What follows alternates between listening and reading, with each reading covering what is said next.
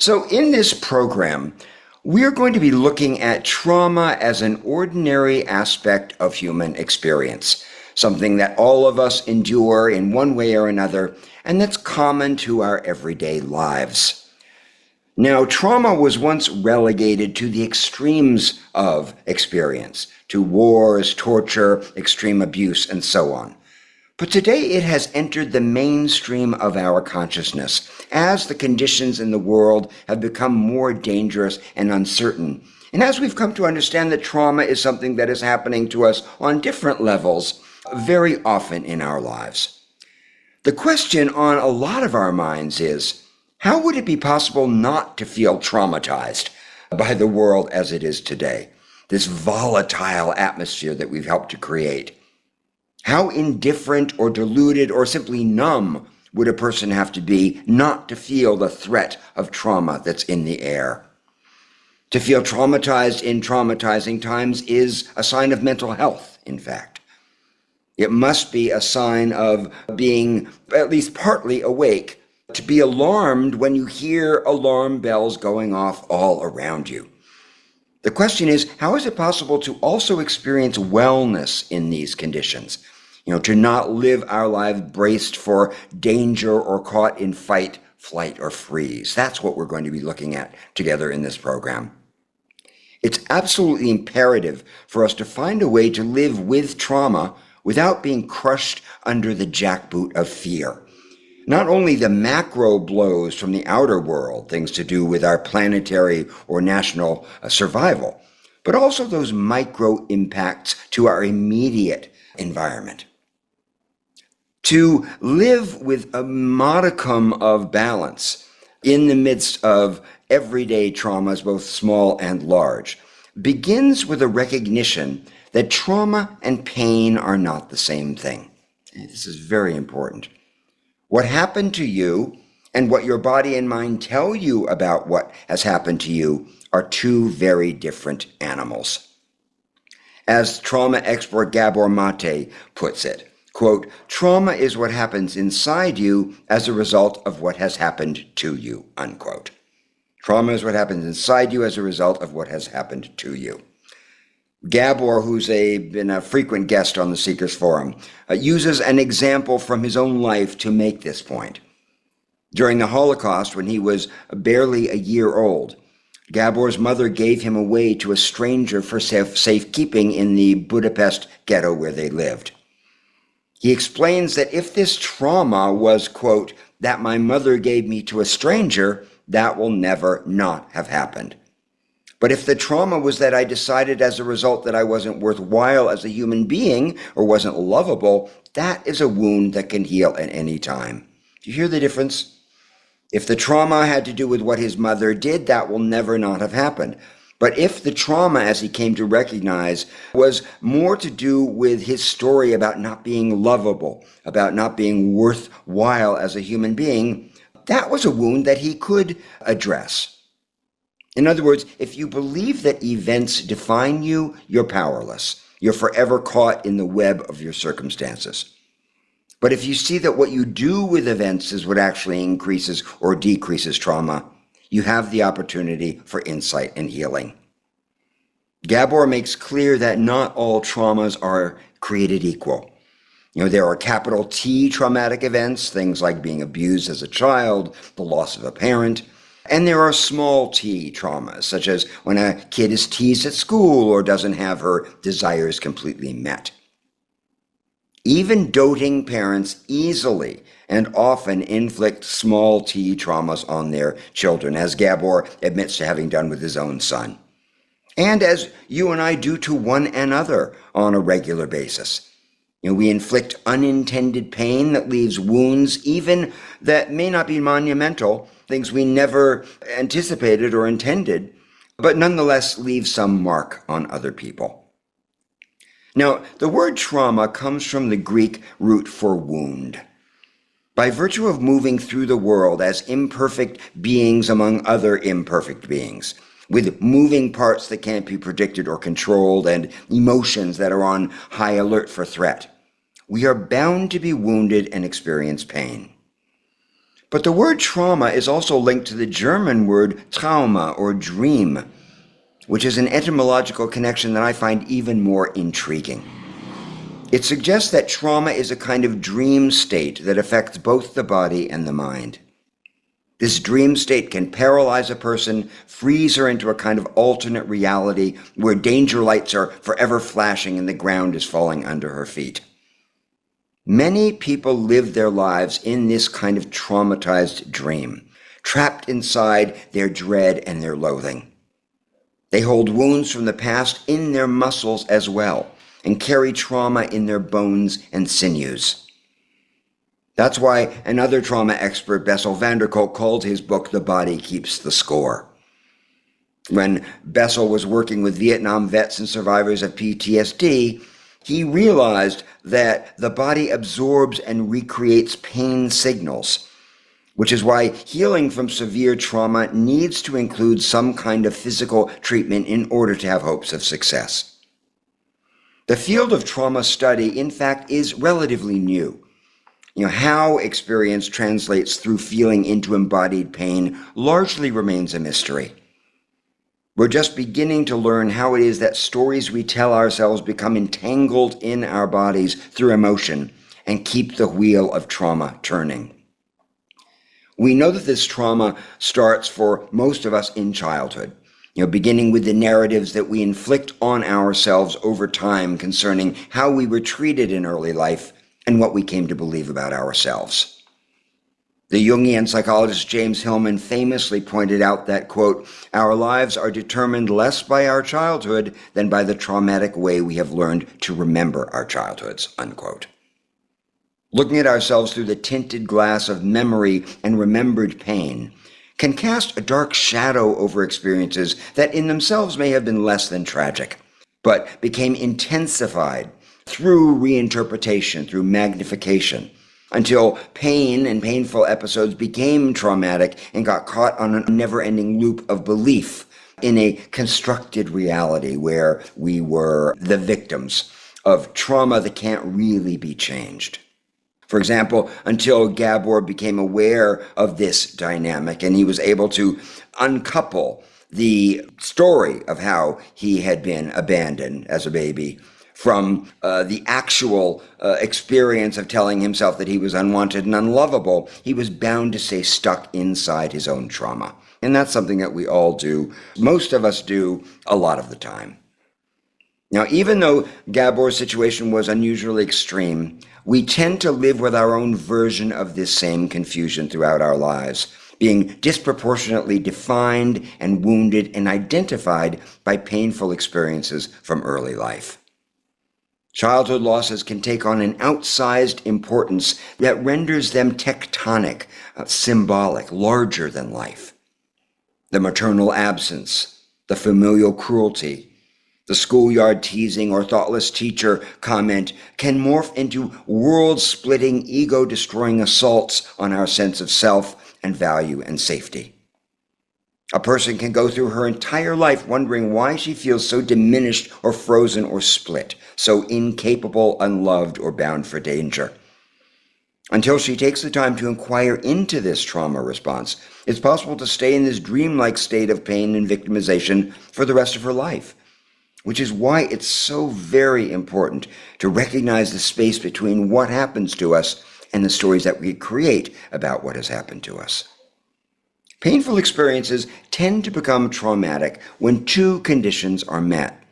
First, we don't feel cared for in the moment of pain. And second, the pain becomes linked in some way to the idea of survival and fear for our own survival. For example, let's say that you were bitten by a dog as a kid. If there was someone with you who was tender and attentive to you when that happened and told you that they know how painful this is and that you're going to be okay, you're far less likely to be traumatized by the event. But if you're attacked by a dog and left to face your terror alone, you are much more likely to be traumatized by that attack. You're more likely to become dysregulated and for the experience to become fused with other kinds of feelings of abandonment, aloneness, the fear for your survival, than you would be if there was someone there to help mediate your fears. When the threat of survival comes into play, pain morphs into trauma. The small part of the brain that Bessel van der Kolk calls cockroach brain is activated. Cockroach brain is associated with our most primitive instincts concerning safety, aggression, staying alive. When the cockroach brain is activated, de Kolk tells us it's much more likely for us to be triggered thereafter by anything that smacks of aggression or danger. Having been deprived of the comforting filter of an attentive presence, the child's cockroach brain becomes hypervigilant, oversensitive, and turns the developing individual into a trauma response waiting to happen. That creates this sense of being out of control, the feeling that we can't cope, which is another hallmark of trauma. Once that reaction is instilled in us, we're much more likely to overreact to stimuli that prompt feelings of being either not completely in control or simply uncertain. We can easily become risk averse or even paranoid because of that repeating trauma response. We're increasingly immune to reason when traumatized feelings come into play. This is very important. It's a complete waste of time trying to reason with a person who's been gripped by a trauma response. The best we can do is offer comfort, whether it's toward ourselves or toward someone else, and find ways to regulate the nervous system to settle down enough in the body to be able to begin to see and think clearly. Most of us know how such trauma hijackings feel when we react disproportionately to circumstances that aren't close to justifying those reactions. For example, I once worked with a man who had been brutally dumped by his wife in a scenario involving years of adultery, betrayal, and lying. Many years later, he found himself at the start of a new relationship with a woman who was very trustworthy and extremely loving. But he kept becoming re-traumatized in ways that he couldn't control, re-triggered by his own fears and imagination. His girlfriend would be late for dinner, for example, and he'd feel himself being pulled into a panicky anger at the thought that she was with someone else. Or she'd make some innocuous comment about his appearance, and he'd take it as proof that she was secretly disgusted with him and planned to leave him when he least expected it. Now, had this guy been less self-aware or his girlfriend a little bit less patient, his reactions might easily have broken up their relationship. But fortunately for him, he was a seeker, he went back to therapy, and he realized that he still had a lot of emotional house cleaning to do. He needed to deconstruct the trauma story that was working him, namely that women couldn't be trusted and he was bound to be heartbroken. He had to wake up from the dream of his trauma in order to preserve their connection. It was necessary to interrupt his own repetition compulsion, the unconscious tendency to repeat negative patterns of thinking, and somehow bring himself into the present moment, if there was any hope for them to be happy together. During one particularly painful moment, his girlfriend said something that seemed to cut through his hallucination and really helped him snap out of his traumatized thinking. He was having a meltdown, and she took him by the shoulder. She looked him straight in the eye and said, quote, "Until I give you a reason not to trust me, you have to trust me. Otherwise, nothing between us can grow." Somehow, through the maelstrom, the carnival of his own jealous delirium, this guy was able to hear the truth in her words and to feel the sincerity behind them. Even though he had not been cared for by his ex-wife, he had been attacked without warning by lying and abandonment and betrayal. This time around, he wasn't alone. There was someone beside him stroking his hand, not humiliating him. He was seen and held by a person who cared, and his girlfriend's attentive presence helped him to break through his own cycle of abandonment trauma. 10 years later, these two people are happily married, and these incidents no longer occur between them. And when this guy is visited by ghosts of insecurity or doubt, he's able to see them for what they are and welcome them into his own heart without feeling victimized or as if he can't cope. There's a platitude in self-realization circles that if it's hysterical, it's historical. And what that means is that many of our overreactions to present-day pain stem from unresolved or unexamined wounds from the past that have become linked to our histories and to our sense of self. The word hysterical has a lot of unfortunate sexist connotations, of course, thanks to Sigmund Freud and his followers, who used the word hysteria to subjugate and gaslight women who were in pain by calling them hysterics. In fact, the word hysteria comes from the Greek for uterus. But I'm using it differently here. Here we're talking about hysterical simply to mean disproportionate, exaggerated, uncontrolled, and extreme emotion. Reacting in exaggerated, disproportionate ways often means that a trauma wound is being triggered, which is why it's so important to be aware of what our wounds are and what activates them so that they don't control our lives. Once we've identified our major trauma points, there are practical steps that we can take toward healing them. This is a moment-by-moment, case-by-case practice that requires a lot of patience and a lot of self-care, but it does hold the promise of a far happier and less pain-driven life.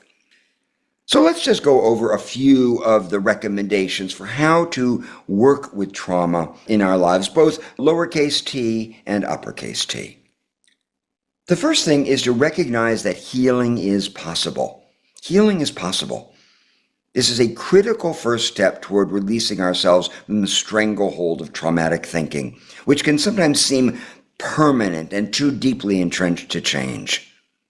The truth is that it is possible to end the cycle of suffering from trauma, but it requires faith that healing can happen.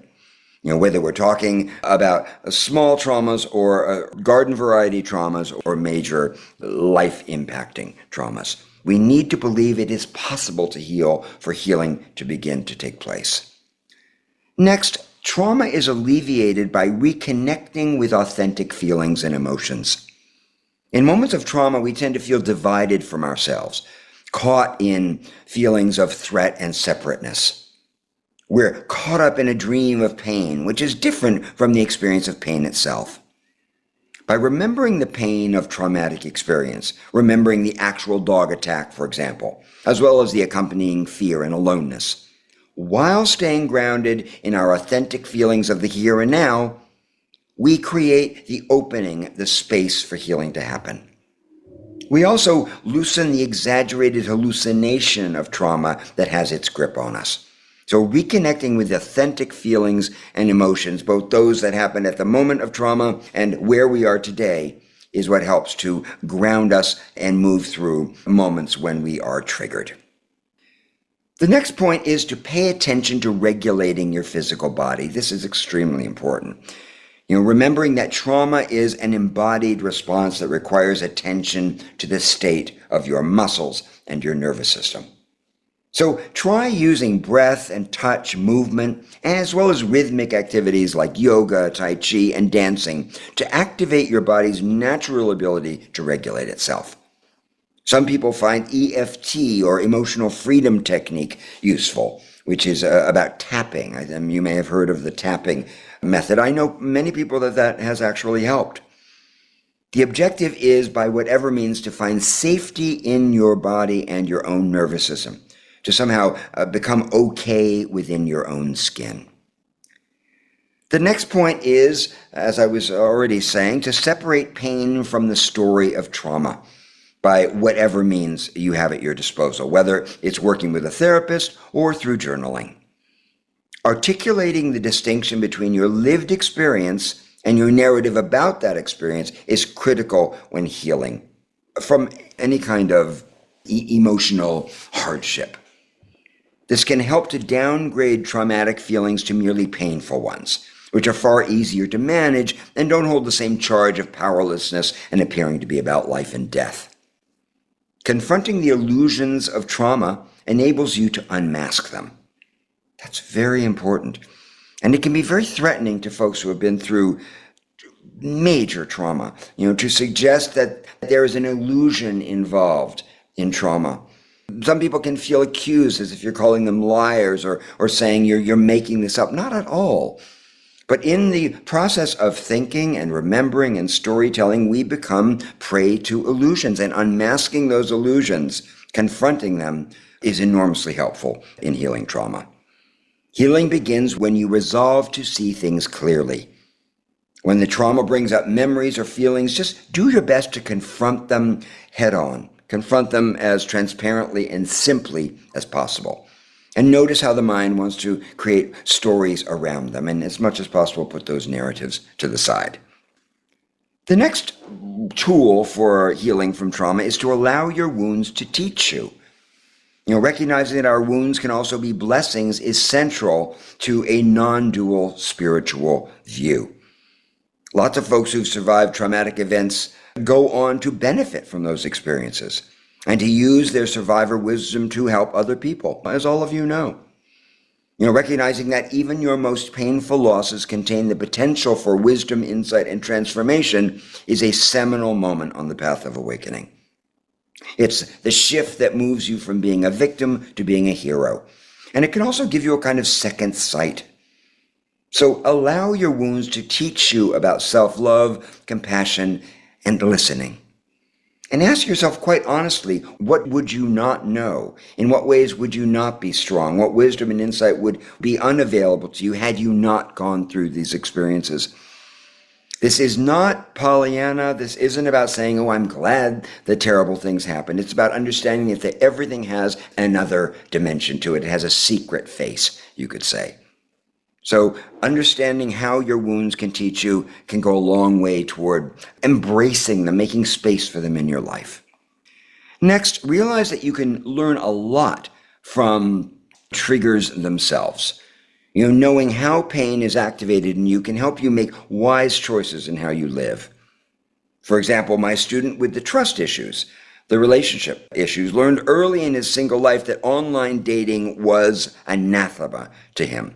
It triggered his insecurities, it increased his feelings of loneliness. In fact, it's safe to say that virtual reality is rarely beneficial for people who are suffering from feelings of extreme alienation. And when you put the promise of intimacy into the mix, well, for him, it just turned toxic. So know what your triggers are and be generous with yourself in avoiding them whenever possible. When you can't help but be in the midst of triggers, just be extra aware of their impacts and how they lead to, or can lead to, delusional and exaggerated responses. The next tool for healing trauma is to express your feelings. Express your feelings. This sounds so obvious, but in fact, it really isn't. Many of us downplay our own emotions and tend to keep them under wraps, especially when our feelings are extreme or irrational. By airing our emotions with people who care for us, we can shrink our magnified responses back down to size. Emotions that are likely to escalate and repeat themselves in the echo chamber of the mind. It's important to choose your confidence carefully, to look for people who aren't overreactive themselves or given to dramatization or indulgence. When you're sharing traumatic feelings with others, the last thing you want is a pity party. The last thing you want is someone who's going to jump on that and say, I know how terrible, poor you. That's the worst thing for a person who's trying to disabuse herself or wake up from a dream of trauma. Instead, what you want is an empathic, clear-eyed presence.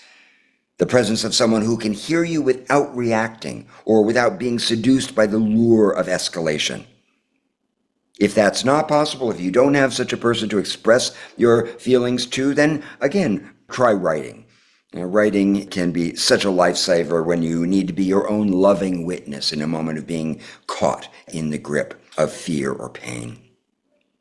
Finally, this links to the final tip for how to live with everyday trauma without turning it into something that stops you in your life. Social connection is the single most effective tool for maintaining physical, emotional, and spiritual health. Social connection. Again, this sounds extremely obvious, but in fact it's counterindicated by how we live today with our increasingly isolated virtual lives.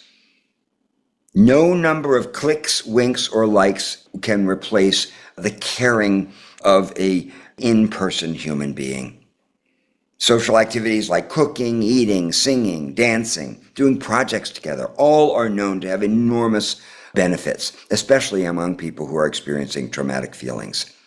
So be sure to make social connection a priority in your life, especially in these traumatizing and destabilizing times. We need one another, and never more than when there's so much uncertainty and danger in the air. So that's what I wanted to say to you to sort of introduce the topic of trauma as part of everyday life. And now we're going to move into doing a 20-minute writing together. The first 10 minutes we'll all be together, and 10 minutes in, Jay will open up the breakout rooms for those of you who would like to talk to other members, connect. This is the time to do that. And if that doesn't interest you, simply keep on writing. So we're going to take 20 minutes, please, to write about when you feel traumatized in your life today. When do you feel traumatized in your life today? Threatened, powerless, or out of control? I'd like you to be as specific as you can be in this writing. That's where the insight will come from. And so we'll begin now, 20 minutes, 10 minutes in, Jay will open up the breakout rooms.